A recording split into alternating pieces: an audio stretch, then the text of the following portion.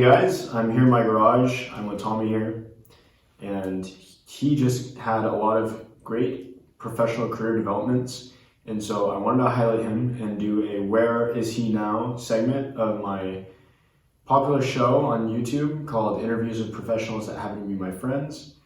And we kind of like to highlight the successes of our alumni that show up on the program, because we've actually had a lot of successful people who I've interviewed who have gone on to do tremendous things, and Tommy's one of them. So we really wanted to show you guys kind of the possibilities and the potential that I show and I bring to the table. So here's Tommy. The big development in his professional career is that he secured a Twitch partnership. And I know in the last interview, I had a little bit of a difficulty kind of narrowing down what Twitch was in general. Well, I'm talking about Twitch. Like, you play Twitch. I play Celeste, and I stream on Twitch. What Fortnite was. You stream on Twitch with Ninja? Because I know he drops Fortnite. Like, he usually... No. Is that what Celeste is? Log into Steam, just like open the game, and then it's live streamed for people to watch me play on Twitch. So you play Twitch. So when you play Twitch, like, what's your favorite area to drop? Like Tilted Towers or Misty Meadows when you're playing Twitch? So, it says something here about Celeste Mountain. Is that like a place you drop in Twitch? Or? So Celeste Mountain is what you want to climb the mountain. But I think I have it now. So the Twitch partnership, I know now that Twitch is a game, and in the last interview it was kind of mixed, but Twitch is the game and you have a partnership with Twitch, the game. So I'm thinking it's kind of like is it like a Mario and Sonic mashup where Twitch is a game, you made a game, and then you mix it up? So I guess my question is, what game did you create in order to partner with Twitch to make No, so that it's not like Twitch isn't a game, Josh. So Twitch. So the confusion. Okay, so that's what I thought. Twitch isn't a game, right? No, that's right. So my producers were telling me, you're wrong. You were wrong the last one. Twitch is a game. So whose is it? Are we both crazy or what? So because I originally So Twitch is an online live streaming platform for content creators, gamers, anyone to broadcast themselves doing something, live in the moment. They can interact with people in real time. So Twitch isn't actually a game. So people play all sorts of different games on Twitch. So I know you're familiar with Fortnite. That's kind of what I was thinking, but I live stream a game called Celeste, as we've discussed previously. So I think, I don't know, your I knew producers. there's some Celeste. Yeah, maybe it's time to just hire some new producers. Yeah, I think my producer. He's been. A lot of the things that have been incorrect have been my producer's fault, so sorry about that. That's okay, Josh. I mean, it happens. Switch has been working on a lot of new features, because I know they came out with the new console that content creators have made games for on their platform, and now you can take the controllers off of the Switch and the Nintendo Switch. Yeah. So did any of those features get added to Celeste? Can you play in your living room on your TV? Well, Celeste is on the Switch. It's a Switch partnership, right? Or is it Twitch partnership. Switch.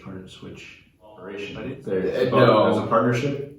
Was that the partnership? Did Twitch have a partnership with Nintendo to make the Switch? Is this what we're talking about, right? Unfortunately, that is not. No.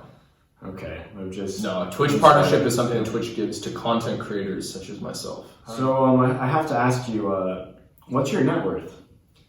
That's not something I'm really comfortable discussing, I guess. I mean, I don't really talk about like how much money I make. I mean, we can. I don't see why that's so hard to say. I mean, my net right here is worth about $5. I'm not afraid to tell you guys that. That's I have one like this at home too. I mean, I think they charge me $7. Yeah, I don't know why that would be such a kind of. You acted like that was some kind of. Okay, question. Sorry. Sorry, I misunderstood the question. Okay, let's go to the next question. How much money do you make? So, one subscription costs $5, and Twitch takes half of that because a lot of the features that are available from subscriptions are stuff that wouldn't be possible without Twitch. So they take half of it, I get half of that. So I'll tell you, right now I have approximately 80 subscribers. So you can do a little math there to figure out, and that's just the subscription revenue. I mean, people can donate like aside from that as well. But so you're getting money, and all you had to do, you how many subscribers do you have? Right now I have about 80, I believe. Okay, 80. See, I'm at 115 now, so you're almost there, but I'm sure. My question is though, I don't on YouTube. Yeah, but my thing is, I don't. Why am I? I mean, maybe I should be on Twitch if you only need 80 subscribers. I mean, well, maybe. So subscribers on Twitch are a little different. Subscribers on Twitch are paid subscribers. Okay. You're thinking of what we call followers on Twitch. Well, I pay my subscribers too. I mean, I did a $1 raffle, and I said, if you want to do the raffle, repost this. That gave me a lot of subscribers, so that's like $1. I mean, that's cool too. Just drive people to check out your content. That's how I got to 100. I mean, I'm at 115. You're at 80. So yeah. Maybe. Well, I mean, maybe that's how you do it. But okay. So sorry, what was the question? Making milestones to me is a huge deal. I know I get excited when I make a milestone. Yeah, I had a big milestone recently. At one point, I actually broke 100 subscribers. Because so subscribers, it's kind of a number that kind of fluctuates because it's the paid subscription thing. At one point, I actually broke 100 subscribers. That was pretty fun. We played some Fortnite. 100 people battle royale. Yeah. So my thing is, I love those 100 subscriber events or specials, if you will. Some people call them specials, some people call them events, but kind of in my experience, I don't know about like personal verbatim or personal anecdote, but a friend of mine hypothetically got 100 subscribers and he made a video and he asked people to send in congratulations, and all those people harassed him and told him how much they hated his content. So I was wondering, like, how do you deal with stuff like that? Like, how was that in your experience? Were you able to? Yeah, I mean, generally on Twitch, at least in my experience, a lot of people have been pretty like supportive and just kind of nice. I mean, we're kind of just hanging out. I'm not like, I don't know. I guess that's terrible though. Yeah, that's. Wow, you're really lucky. There's some toxic people. You must have a good fan base. Yeah. I certainly do. I have a good fan base too, but I mean, some people out there just really have it tough, especially when they make big milestones and then they get harassed. But anyway, so another big development in your career is you made 4 world records.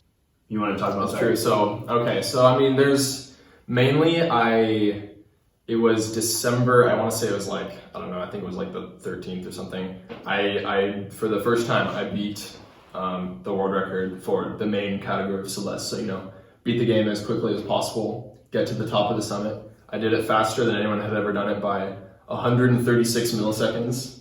So, it was a pretty big margin. But for a while, I was there number 1 on the boards, and then I think it was like maybe a few weeks later, someone beat me again by like a second, and then I think it was like a few days later, like I struck back and I beat it again by a couple seconds, and then from there I think I lowered it like either once or twice. So I think but it was only twice that like I took it from someone. That was a lot of fun. I held it for like a month straight, pretty much. It's been really competitive. I mean, since then, like the game has like been really competitive lately as well, so it's been a little bit challenging to keep up, but I'm still enjoying it. Yeah, that's awesome. I'm really proud of Tommy for getting that. I couldn't help but have to mention though that my show probably had a lot to do with that.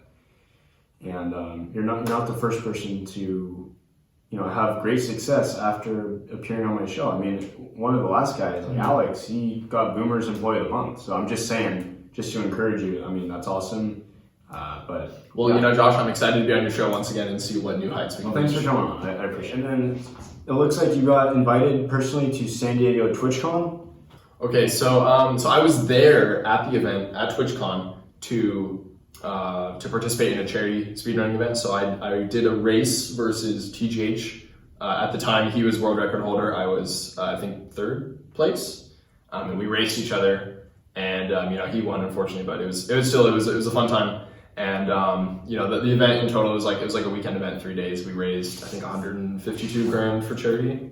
So it was pretty cool just to be a part of that and just kind of like meet a lot of people that I met online. But the highlight for me was going to the Cat Cafe in San Diego. It was just a cafe. You buy a tea, you buy a latte, buy a coffee, whatever you want, and then we would actually go into this special room, and just there would be these kitties that would come out, and we just get to like pet them and play with them or whatever. It's awesome. We'd stay there for like an hour, just while having. Yeah, I love cafes. It was fun. And then the last thing I wanted to ask you about was your Maryland trip. So you got invited personally to attend a Twitch tournament? Yeah, it was pretty crazy, just like flying, across the country to compete for a video game. I mean, that's not something I ever thought that I would do, but I mean, it was a really cool trip. Like, it was fun to just like kind of hang out with the other people who were there, people, that I had been competing with, like online in the past, but to, kind of like actually like meet them and see like, oh, they're cool people. And just like, I mean, like it was a free, a paid trip as well. Or most of it was sponsored by the organization that, put on the tournament. And then of course, the prize pool as well. So, it was a nice, like funded trip. Just like take a week off of college and just kind of go out there, just play some games, have some fun. Yeah, and I was wondering some advice for people out there. How do you handle nerves when you're out there competing? You're facing the top Celeste player in the nation, and how do you kind of calm yourself down? How do you get in the zone? Yeah, so that's probably like one of the most challenging things for me. I think that influenced my performance in that tournament by a lot. It's kind of something that you just kind of get better with over time. Just, the more times you put yourself in that kind of a situation where you're really nervous and like, you just do your best to overcome it. Like maybe you succeed, maybe you fail or whatever. But just the more times that you do it, eventually you just like, you somewhat like become like desensitized to it, and you're just like, oh yeah, like this is normal. Or like, you're like, oh yeah, like the pressure is normal. I'm gonna get nervous, but like, that's fine. Like it's normal. And then you just kind of learn to like, just kind of like show up and just do your thing, Just do what you can do what you know. Yeah, I mean, personally, I think competing in person is like ridiculously more stressful, and like really? it's like it's fun to an extent, but like in the moment, it's like it's very stressful. So I mean, even competing at home can be stressful at times as well, but it's like it's a lot more like because there's not as much on the line. It's not like, oh man, I flew all the way out here. 5-hour flight, whatever, to play this video game. I got to do well. So I mean, it's definitely like a big learning experience. Like I think the times that were really cool was when I was there, and there was I remember there was one moment particularly in like the Maryland trip where I was like super nervous, but like I was at the same time I was like composed and I was like performing well, and just like that was really satisfying to be like, I'm feeling like really nervous about how this is going or whatever, but then I was still able to like kind of like clutch it out and just do my thing. But yeah, and once again, like it's hard to do that, and it kind of just comes with like practice in that sense. Yeah, well, I just remember watching it. It was streaming live. Obviously, it's on Twitch. But I was watching, and I'm watching him in person competing in another. I'm like watching him through the stream, but he's in Maryland.